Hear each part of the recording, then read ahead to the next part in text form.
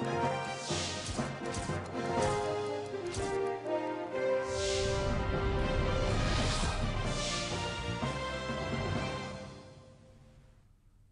ఇది సంగతికి స్వాగతం. స్వచ్ఛ భారత్ కశ్మీర్ నుంచి కన్యాకుమారి వరకు ప్రతి ప్రాంతంలో మిన్నంటుతున్న నినాదం. నివసించే మన పరిసరాల పరిశుభ్రత కోసం ప్రధాని ఇచ్చిన నినాదం జగన్ నినాదమై ఊరువాడ స్వచ్ఛత కోసం నడుం బిగించాయి. పాశ్చాత్య పోకడలు క్షణాల్లో వంటబట్టించుకుంటున్న మనం విదేశీ వీధుల్లోలా శుభ్రత పాటించలేమా? మన నగరాల్ని విదేశీ నగరాల్లా పరిశుభ్రంగా మార్చలేమా అని ప్రధాని మదిలో ఉదయించిన ప్రశ్నలకు సమాధానమే స్వచ్ఛ భారత్. ఆ స్ఫూర్తితోనే దేశంలో ప్రతి పల్లె స్వచ్ఛత వైపు అడుగులేస్తోంది. దేశం ఇవాళ చూపిస్తున్న స్ఫూర్తిని 4 ఏళ్లకు ముందే చూపించింది కృష్ణా జిల్లా చల్లపల్లి గ్రామం. గ్రామ స్వచ్ఛతపై స్థానికంగా ఓ వైద్యుడి ఆలోచనకు 8 ఏళ్ల బుడతల దగ్గర నుంచి 80 ఏళ్ల వృద్ధుల వరకు అందరూ మద్దతు పలికారు. చేయి చేయి కలిపి గ్రామాన్ని నందనవనంగా మార్చారు.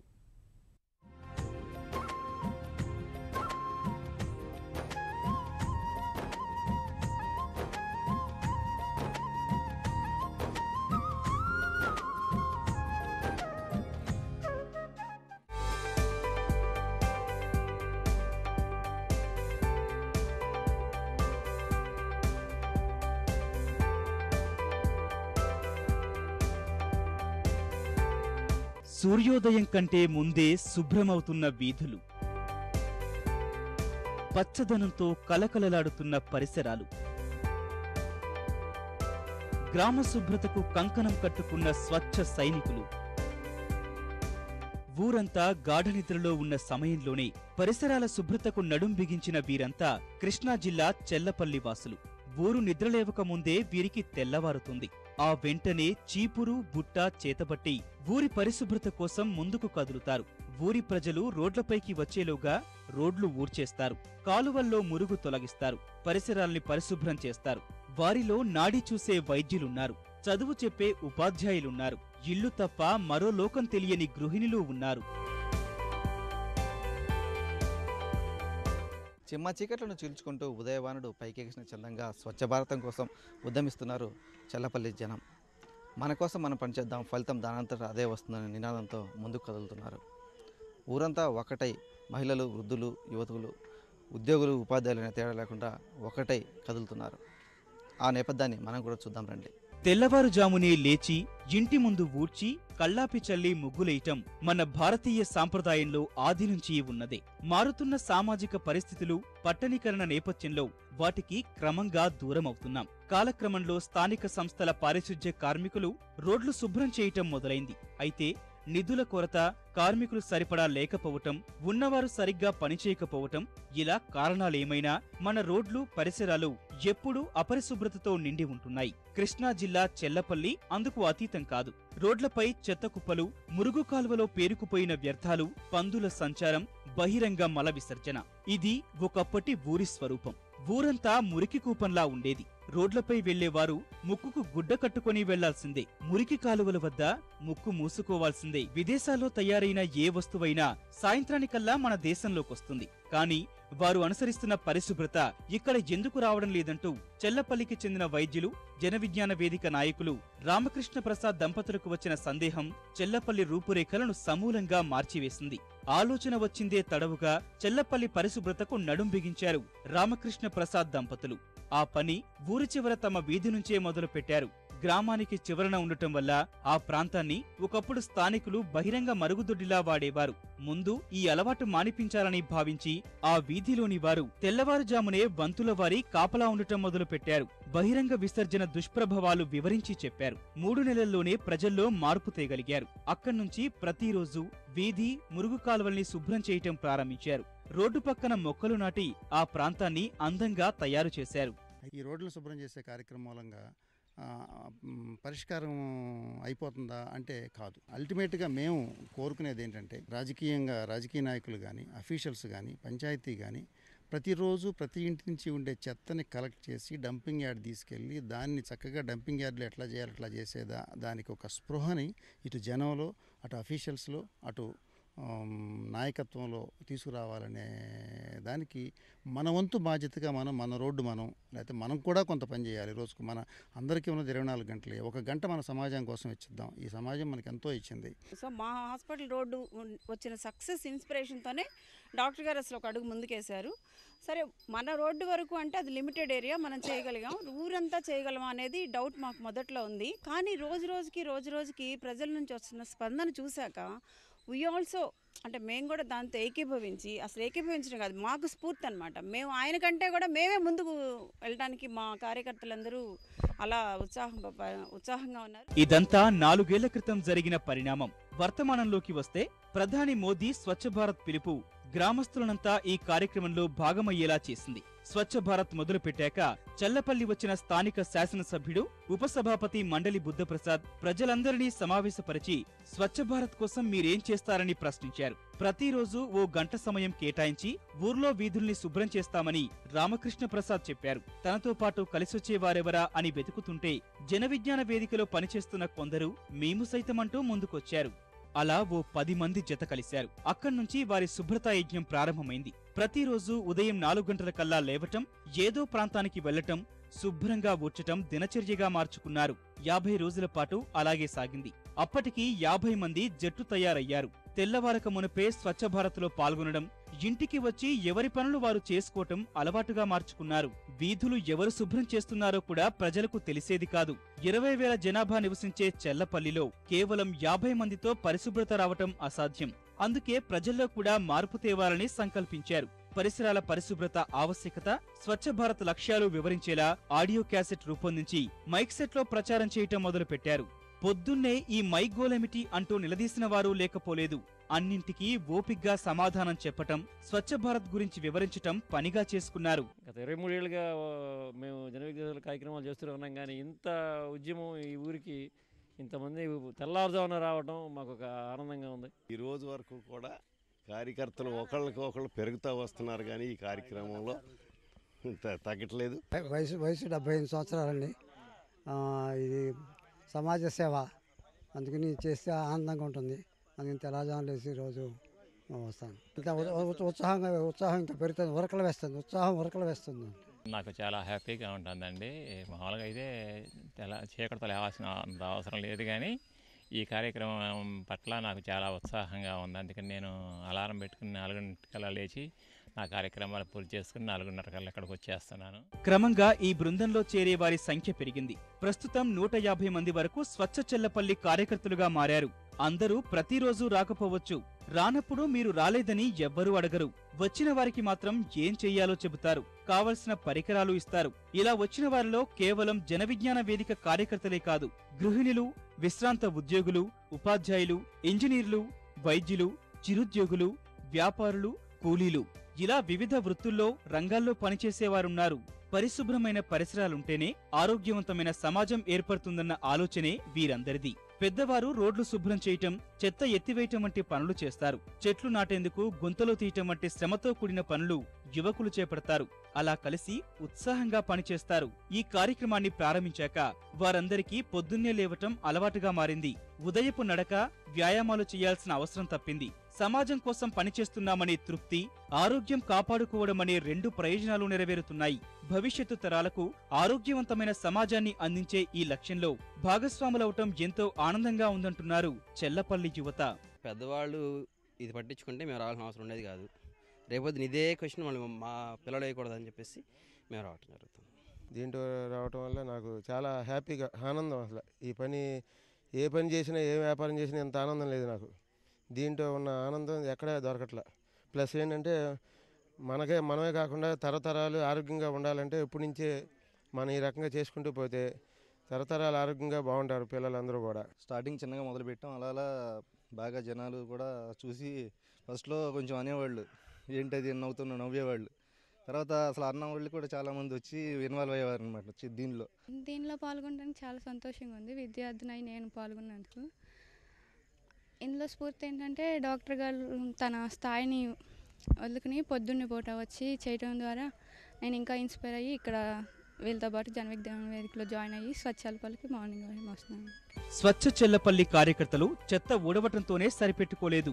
చెల్లపల్లిలో 5 వార్డులు దత్తత తీసుకున్నారు. అక్కడి ప్రజలకు పరిశుభ్రతపై అవగాహన కార్యక్రమాలు చేపట్టారు. అధికారులతో మాట్లాడి పేదలకు మరుగుదొడ్లు మంజూరు చేయించారు.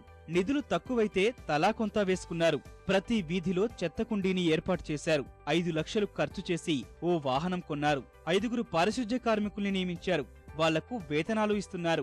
నీటి సమస్య ఉన్న చోట ట్యాంకులు నిర్మించారు. రోడ్లకు ఇరువైపులా చెట్లు నాటి ప్రధాన రహదారికి ఇరువైపులా చిన్నపాటి ఉద్యానవనాలుగా మార్చారు. ఫలితం ఆ ప్రాంతాలన్నీ సుందరంగా ముస్తాబయ్యాయి. ఇప్పుడు అవన్నీ ఆహ్లాదంగా కనిపిస్తున్నాయి.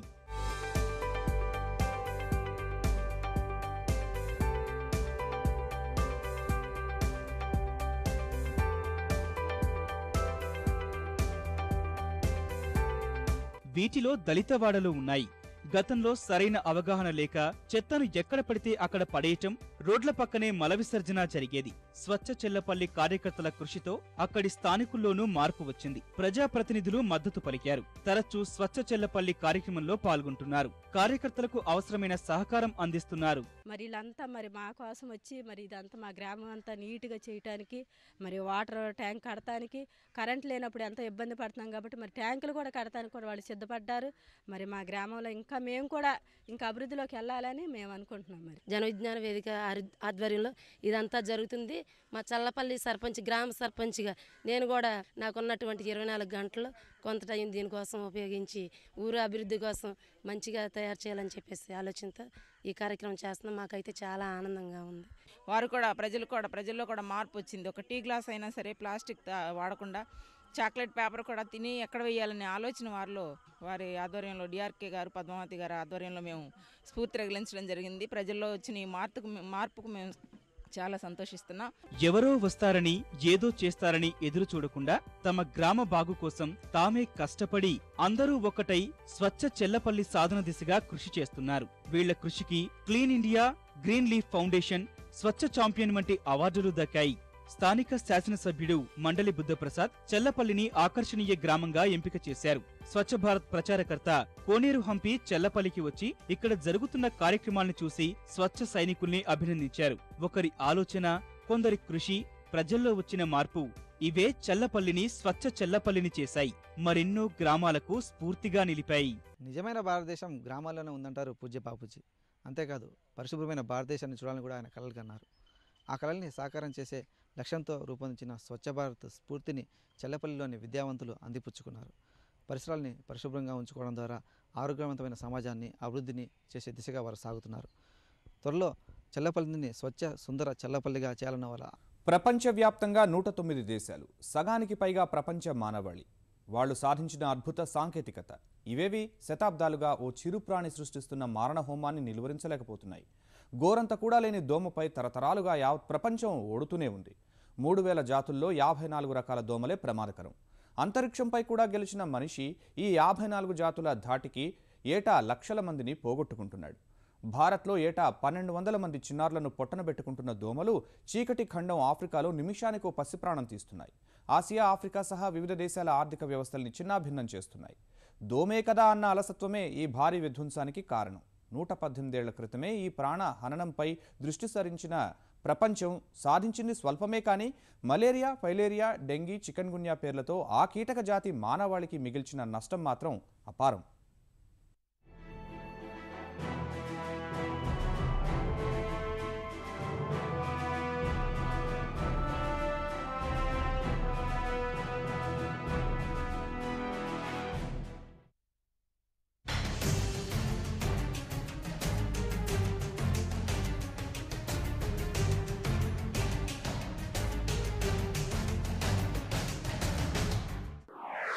ఏడాదికి 70 కోట్ల మంది బాధితులు.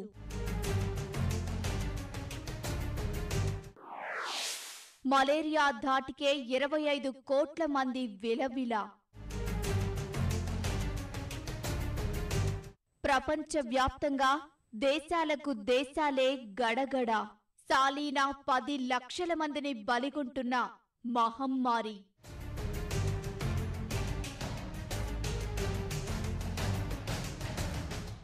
ప్రపంచాన్ని వణికిస్తున్న దోమ చేస్తున్న విధ్వంసమిది. అల్పజీవి అదేం చేస్తుందని అలసత్వం వీడని అనేక దేశాల్లో స్వైర విహారం చేస్తోంది ఈ మహమ్మారి. మలేరియా రూపంలోనే ఏటా 6.5 లక్షల మందిని కబళించడానికి కారణమవుతోంది. ప్రతి 40 సెకండ్లకు ఓ చిన్నారి ఊపిరి ఆగడానికి హేతువవుతోంది. శతాబ్దాలుగా ఇదే బీభత్సం. Malaria, chikungunya, dengue, yellow fever, రకరకాల ఎన్సెఫలైటిస్లు, ఫైలేరియా వంటి సంక్రమణ వ్యాధులు ప్రబలి ప్రజారోగ్యమే సంక్షోభం ఎదుర్కొంటోంది. వర్షాకాలం వచ్చిందంటే చాలు ప్రాణాలు అరచేత పట్టుకోవాల్సి వస్తోంది. మురికివాడలు, గిరిజన ప్రాంతాల్లో అయితే 365 రోజులు ఇదే ఆరోగ్య అత్యవసర పరిస్థితి. మలేరియా వల్లనే బాధితులుగా మారుతున్న వారి సంఖ్య 25 కోట్లు దాటుతుంటే డెంగ్యూ దెబ్బకు ఏటా 10 కోట్ల మంది వరకు అనారోగ్యం పాలవుతున్నారు. ప్రపంచ జనాభాలో 250 కోట్ల మంది డెంగ్యూ ప్రభావిత ప్రాంతాల్లోనే నివాసముంటున్నారు. 12 కోట్ల మంది ఏటా ఆ ప్రదేశాలకు ప్రయాణాలు చేస్తున్నారు. వీరిలో ఎవరి తలడాత బాగోకపోయినా గంటల వ్యవధిలోనే ప్రాణాల్నే మూల్యంగా చెల్లించుకోవాల్సి వస్తోంది. ఇన్ని అనర్థాలకు కారణమవుతున్న దోమ ప్రతాపాన్ని గుర్తించినందుకే బ్రిటన్ వైద్యుడు సర్ రొనాల్డ్ రాస్కు వైద్యశాస్త్రంలో నోబెల్ను అందించారు. ఆడదోమ కాటుతో జరుగుతున్న దారుణాలపై రొనాల్డ్ రాస్ చేసిన ఆ పరిశోధనే తర్వాత ఎన్నో విప్లవాత్మక మార్పులకు బీజం వేసింది. ఈ ప్రయోగాలు జరిగింది మన భాగ్యనగరంలో కాగా రాస్కు భారతీయ వైద్యుడు రత్నం పిళ్ళై నుంచి అద్భుత సహకారం అందింది. వీళ్ళిద్దరూ సాధించిన విజయం మలేరియా వంటి ప్రాణాంతక వ్యాధులను నియంత్రించే మార్గాన్ని చూపింది. అంత గొప్ప పరిశోధన అయినందున ఆ ఆవిష్కరణ జరిగిన 1897 నుంచే ఏటా ఆగస్టు 20న ప్రపంచ దోమ దినంగా నిర్వహిస్తూ వస్తున్నారు. ఈ 12 దశాబ్దాల్లో దోమల దినోత్సవాలు 117 జరిగాయి. కానీ ఆ 54 జాతుల దోమలపై మాత్రం మనిషి అదుపు సాధించలేక మూల్యం చెల్లించుకుంటూనే ఉన్నాడు. ఆఫ్రికా, అమెరికా, ఐరోపా, రష్యా, ఆస్ట్రేలియా, న్యూజిలాండ్ వంటి అనేక దేశాల్లో దోమకాటు కంటి మీద కునుకు లేకుండా చేస్తోంది. విషజ్వరాలు ప్రబలుతున్నాయి. గుర్తించిన 14,000కు పైగా సంక్రమిత వ్యాధుల్లో 600 రకాల వరకు దోమకాటుతో వ్యాప్తి చెందుతున్నట్లు పరిశోధనల ద్వారా తెలుస్తోంది. ఆడదోమల ధాటికి మలేరియా, ఫైలేరియా వంటి అంటువ్యాధులు తీవ్రస్థాయిలో ప్రభావం చూపిస్తున్నాయి. వాటి నియంత్రణకు చేస్తున్న ఖర్చే 1000 కోట్లు దాటుతోంది. దోమల బెడద తప్పించుకోవడం కోసం కాయిల్స్, లిక్విడ్స్ రూపేణా సామాగ్రి కోసం భారతీయులు చేస్తున్న వ్యయమే 10,000 కోట్ల రూపాయలు మించుతోంది. అయినా మలేరియా, బోధకాలు, మెదడు వ్యాపి వంటి దోమకాటు వల్ల వచ్చే వ్యాధులు పంజాబ్ విసురుతూనే ఉన్నాయి. ఏమాత్రం వ్యయం చేయలేని చీకటి కణంలోని అనేక దేశాలు దోమకాటు ప్రభావానికి కకావికలమవుతున్నాయి. మలేరియా ప్రభావంతో మృత్యువాత పడుతున్న వారిలో 90% ఆఫ్రికా నుంచే ఉంటున్నారు. ఈ ఖండంలో నిమిషానికి ఓ చిన్నారి దోమకాటుకు బలవుతోంది. సౌకర్యాలకు దూరంగా ఉన్న పేద, గ్రామీణ, గిరిజన భారతంలోనూ ఏటా 20 లక్షల మంది దోమల బారిన పడుతున్నారు. వారిలో 1000 వరకు ప్రాణాలు పోగొట్టుకుంటున్నారు.